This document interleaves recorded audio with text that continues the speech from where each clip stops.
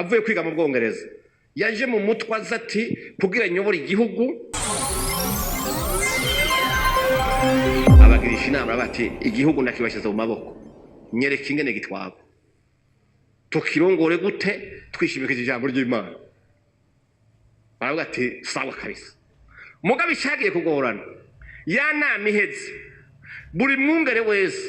yasize asabye umubonano yasize asabye audience arazibaha bose icamubabaje nuko uwo yahaye umubonano wese yabagiye kuvuga nabi mugenzi we yavuga ati bijya rero nyakubahwa perezida nivyo ariko iyo uja kumbaza kare hari ibintu utari kuvuga ujya nakayumva ni mubi attention uwundi yajayo uko hanyuma amaze kwegeranya ibyo bayaza nabo muri iyo mibonano aravuga ati nihenze none nimba batari kumwe atabumwe bafitaniye bazomfasha kuyobora gute niho haciye haza ikibazo aravuga ati reka rero nje kubaza baba shefu kutimye nabo bamwe bo ku mitumba babandi bambara insato z'ibikoko bose arabakoranye ababwira inama nka yayindi nyene nta numwe yamusabye umubonano sivyo mugabe ikintu bamubwiye ni kimwe gusa bambwira ati kugira utware neza utegeza gutanga ikimazi gusa ararindira ko hari uzoza kumubwira toya sivyo aravuga ati abomfashe igihugu naba agenda bamucinda sago bamuha ibiheko bahuje umutima n'inama bose atawugwanya mugenzi we ikibabaje abaronse ubutegetsi yiganye mu mashuri baje gutwara ibihugu bibayende panda bose baje kubaza uyobora gute ibanga niriye yavuze ati ibanga nta rindi ikimaze gira umupfumu abantu binjira mu byo kuraguza uko igihugu Imana yari yayiduhaye iraducika kubera amarementanya ari hagati y'abakozi b'Imana tidukundana ntitugira ubumwe ibi bisigo byose murirwa muratuza abandi bamyotsa amabi basenga biba byagiye kera iyo tuja ku bumwe tugahuza umutima n'inama yari yatuzaniye Afrika yidushira mu minwe mugabo no munsi ahenshi nibiheko n'indasago nibimazi Afrika yakiri kinywa amaraso kuko umuntu angwe mutobe kandi ntibankana bibaza ko twankana niwe twicara kubera iki ingorane za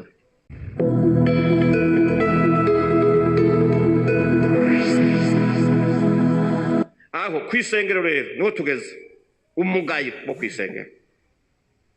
ibituma abantu baboneka ko umugayo kandi abazwa shengero nizi ntambara bantu b'Imana ndavuga paso naye mvuze iyo bariko baraba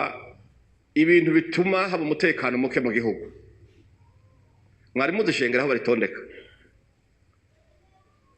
baritondeka hegahembe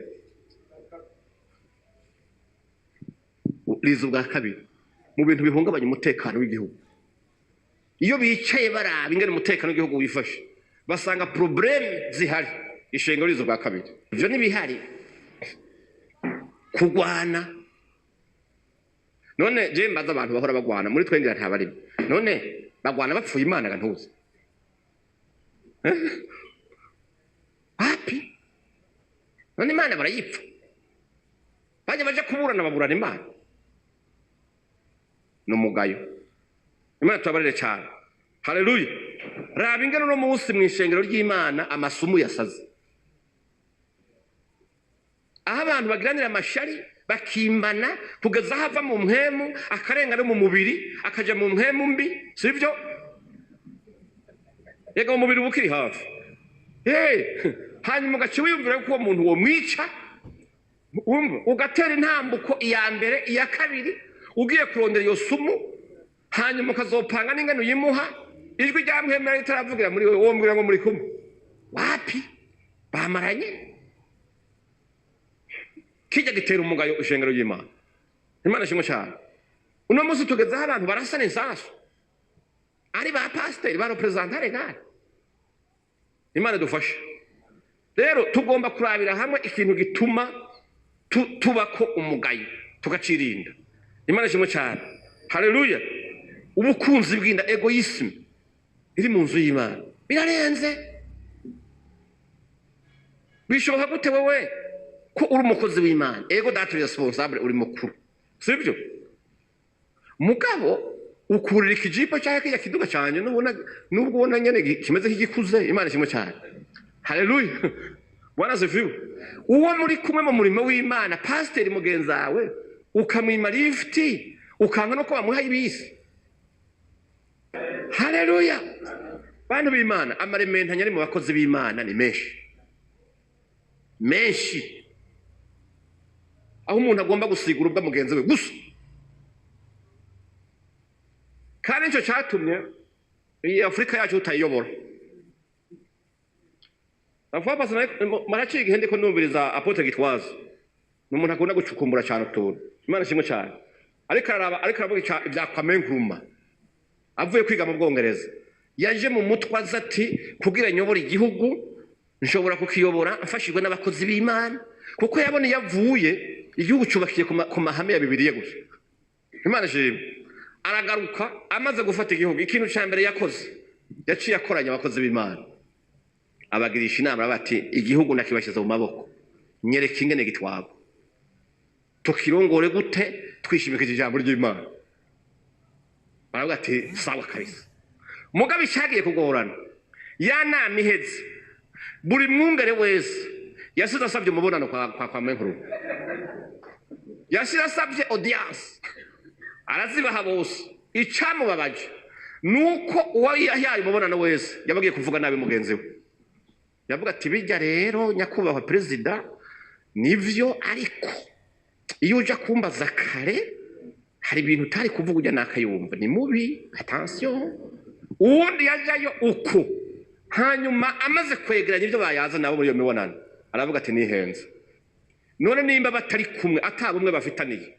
bazomfasha kuyobora gute. Niho haciye haza ikibazo aravuga ati reka rero nje kubaza baba shefu kutimye nabo bamwe bo ku mitumba babandi bambara insato z'ibikoko bose arabakoranye ababwira inama nka yayindi nyene nta numwe yamusabye mubonana sivyo. Mugabe ikintu bamubwiye ni kimwe gusa bambwira ati kugira utware neza utegeza gutanga ikimazi gusa.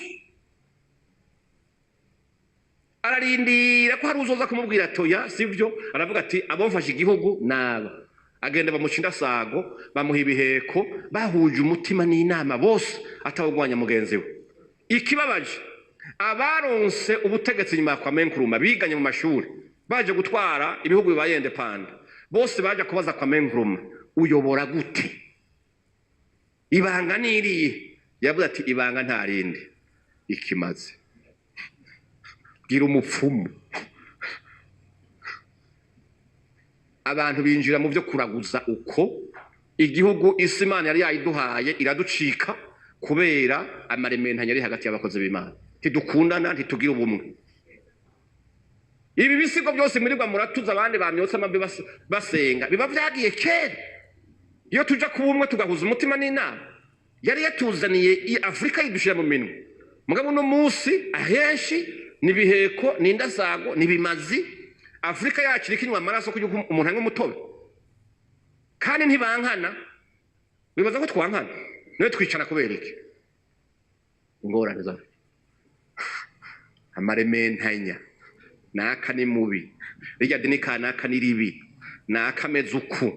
bajya banywanyi ubona afise abakristo besha gikuzimu urumva ningorane ariko bire yatubwiye ngo tubeho tutarementanirizanya. Imana ishimwe. Icyaka ngahe ni amacakubiri y'amoko n'amadini. Imana ishimwe cyane. Uyumvire umuntu amaze imyaka 40 mu gakiza 50 mugabo akizi muri we yuko umututsi akizi nuko umuhutu yabona mugenzi we akavuga ati ujya ntituri bamwe ariko none yarasomye icete cy'abanyefeso arakizi. Imana ishimwe cyane. Haleluya. Kandi arabizi yuko ababaye mu isi bose twese dukomoka ku basigaye kuri Nowa. Sabahungu batatu ba Nowa. Imana ishimwe cyane. None ko abo basigaye batuvyaye twese muri Nowa hari mu bwoko bungahe ngo tumenye ko hari nk'abahutu n'abatutsi n'abaruba n'abarega ibyo birimo turi bamwe. Imana ishimwe. Haleluya. Amacakubiri y'amoko amacakubiri y'intara. Imana ishimwe cyane. Haleluya. ukumva umuntu ngo natwa ngo ntiyo turongora ngo umunyamahanga wawa munzu y'Imana twene twatagakizwa n'abanyamahanga si ba Petero na ba Yohana na ba Yakobo bakazanye none bavuka iwanyu baya n'abanyamwaro n'abanyamurambya n'abanyacankuzo n'abahe Imana ishimwe cyane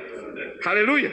umugabo kubera bwa bukunzi bw'indana ya macakubiri ugomba kugenerwa ku bintu bacukubita akantu mu mategeko ngo uyu ngo umunyamahanga wapi munzu y'Imana nta soni kwe wapi tubumwe Yesu yavuze ngo nimwaba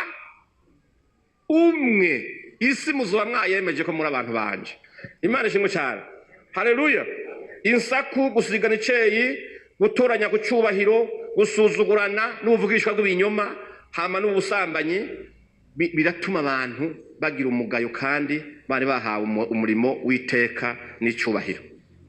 Imana ishimwe cyane haleluya wanasifiwe birababaje ingene umukozi w'Imana yumvikana ingene yarenze ibigo agatera inda umuntu akihakana ico kinyendaro canke mu nyuma kumva yamufashije kuja kwa volta gukuramwe inda akazopfirayo abantu bagapfa bavuga ngo ni naka yamufashije wambaye igihete n'amategeko y'Imana Imana idufashe amen Bwana sifiwe haleluya ikindi arico cyanyuma ni mu gihugu muri societe ugomba kuba umuntu afise agaciro uri umukozi w'Imana waseruka bakavuga ati muronderera intebe ntibapfa kuyiguha gusa oya bararaba muri societe wabo icumaze Imana ishimwe cyane haleluya icumaze mwiterambere umaziki amen Yobu 1:10 Imana yabwiye Satani yabwiye Imana yaramubwiye ati erega Yobu igituma kubaha kandi akakarere kose baramusonera baramuzi Yobu yari umuntu yubashwe sivyo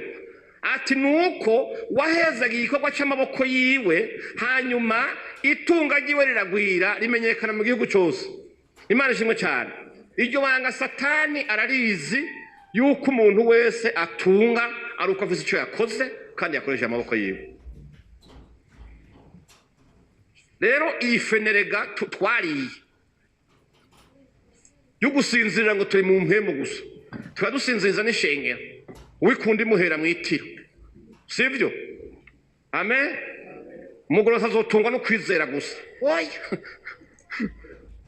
uzotungwa ni kwizera mugabe Imana nzohezagira ibikorwa by'amaboko yawe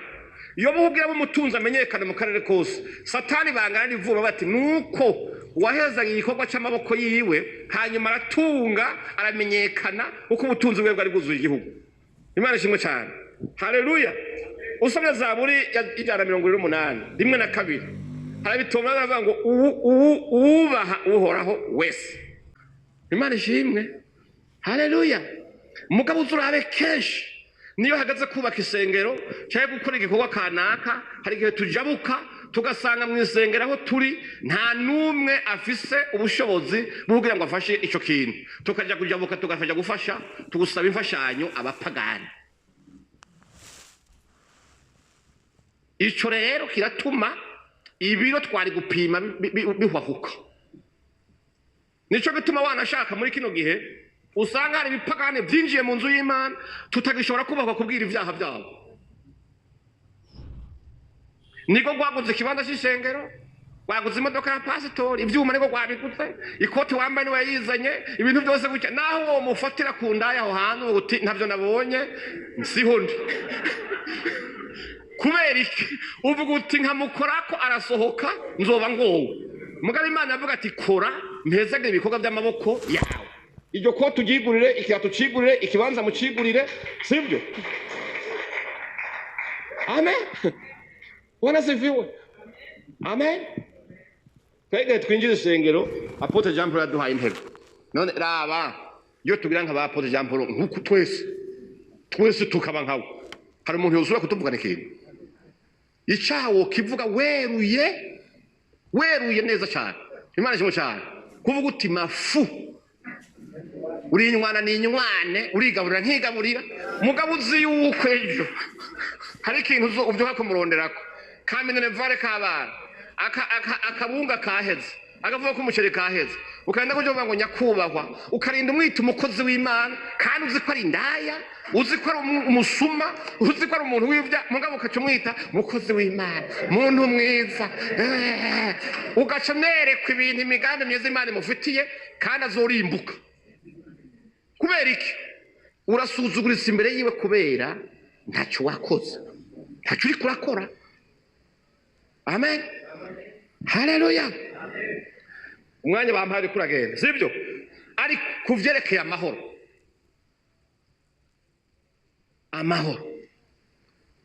twategeza kuba abantu baharanira amahoro bigisha amahoro bavuga amahoro Imana ishimwe cyane haleluya mugabo ntitugaragara kuko iyo abantu bagiye kwicana bicana bose basenga abantu benshi mu gihugu no mu isi yose aho mbona nababatijwe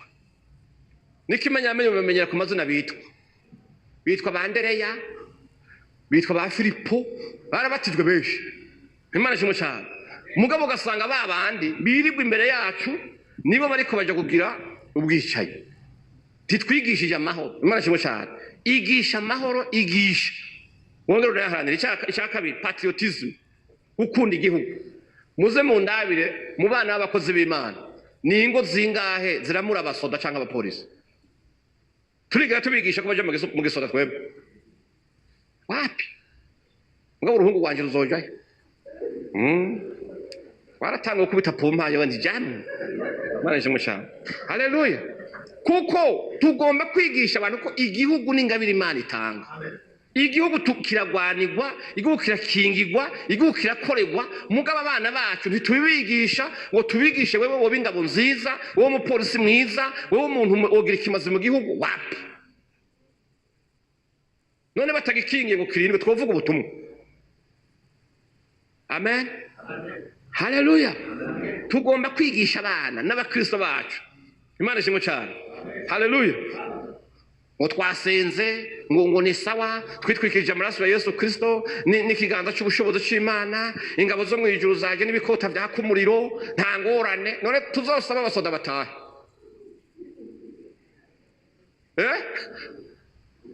tivyo ushoboka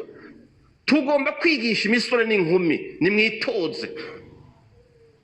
musenge munywe ubuyi mukubite pompage ejo igihugu n'icyakenera imisore n'inkumi baje kugwanira mube murimo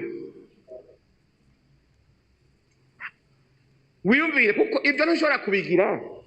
mu gihe udafise kwiyumvira igihugu muri wewe Imana ishimwe cyane haleluya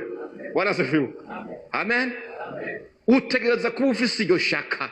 muri wewe sinane ko navuga utumike ndavuga nti umunsi igihugu cyoterwa Imana ishimwe cyane bakavuga bati ingabo zirakehaniwe dukeneye abazongerereza Imana ishimwe cyane je nawe nti jewe banyigishije inkoho bakanyambika iteni bakavuga ati ugenda urwana amagabo n'ugufora ushaka gupfirayo ndiho ngwanira igihugu cyacu je no genda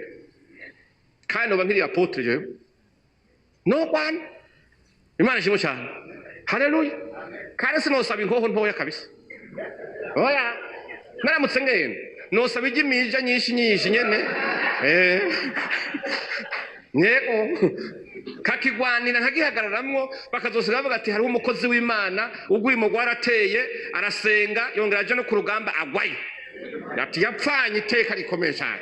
Imana ishimwe cyane ebe no genda kabisa Imana ishimwe haleluya bwana sifiwe abana bacu tuko turabigisha kuba muri politiki ivo ko babamwe toute politique meshe zana Imana ishimwe cyane abantu baba ngo twenga politike ngo nivyisi aho wowe uyiba hejuru wese uba hejuru yayo sihuba ubu ikintu cyose gushaka kumunyu ushira mu njya toute politique na Bibiliya dusoma kugira yinjire mu gihugu c'est une décision politique igihugu none ko twama twaririmba yatugeze imitwe yatugeze imirizo mugabo abategetsi baza ukanigana uja kubaraba iyo bicaye urihewe bijya birakorerwa Imana ishimwe cyane haleluya twigisha abana bose ntibazoba ba pastori ntibazoba ba revera ntibazoba bande bazovemwe ba guverineri babura amatari batwara amabanki sivyo bayobora ibisoda baba abashikiranganje bwana zivuwe haleluya hari umugabo yitwa Festro ni Mariforo Festro muri Brazil niwe yavuze ngo igihugu tigishobora guhinduka kibe transforme kitararonka umuntu aba ku mutwe wacu Imana ishimwe cyane yamenye Imana byari byiza yuko ku mitwe yose y'igihugu ahantu hose hari uburongozi haba abantu bubaha Imana none bazobigusanza muhira bazobigusanza ngo wowe ngo kubaha Imana ngo turongore wapi Imana ishimwe cyane haleluya bibemwo mugabo ugororoke amen warazivu ubutungane justice mbwira ingene abantu basura ibinyoma nk'ababandi basurana bote kandi abakoze b'Imana igihe Yezebeli yagomba kwicisha na bote yatumye ngo kubashinga ntahe b'Yezereli ababwira ati mubanze mufate amafungo y'imisi ngahe itatu musenge ngo hama ni mwamara gusenga muri mwebwe ngo muce mutoranyamwe abagabo babiri canke batatu ngo bazi gusura ibinyoma ngo kugira ngo bagirize na boti ko bamwiyumviye atuka Imana atukana umwana bari bavuye he mu yitatu mu mafungo y'imisi itatu bajahara bavuga ati naboti twaramwiyumviye n'amatwi yacu tumwirabira n'amaso ariko aratuka Imana yongera atukana umwana urubanza rwe rwabaye ikibiriraho bamwicisha amabuye basura ibinyoma bavuye mu masengesho y'imisi itatu batajya batanya rero nuno munsi turavuze abantu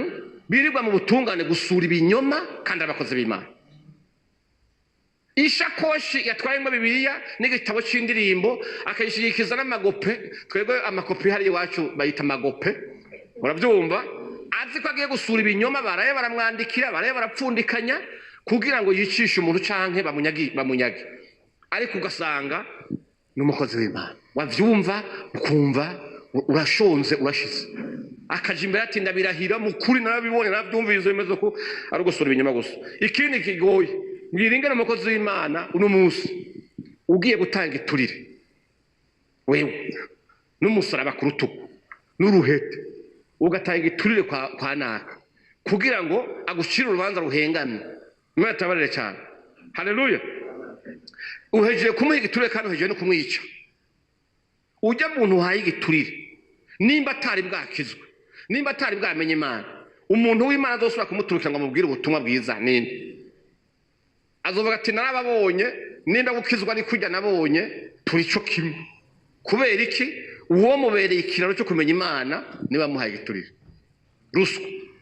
Imana itabarire cyane haleluya wanaziviwe rero nagomba muri kano kanya sozere kurana amajambo amen Abafilipi gitabo cy'Abafilipi cya umurongo w'8 hariho ibintu ndwi dusabwa Imana ishimwe cyane dusabwa kuraba yuko ari byo twoharanira ari byo twiyumvira ari byo dushira ku mutima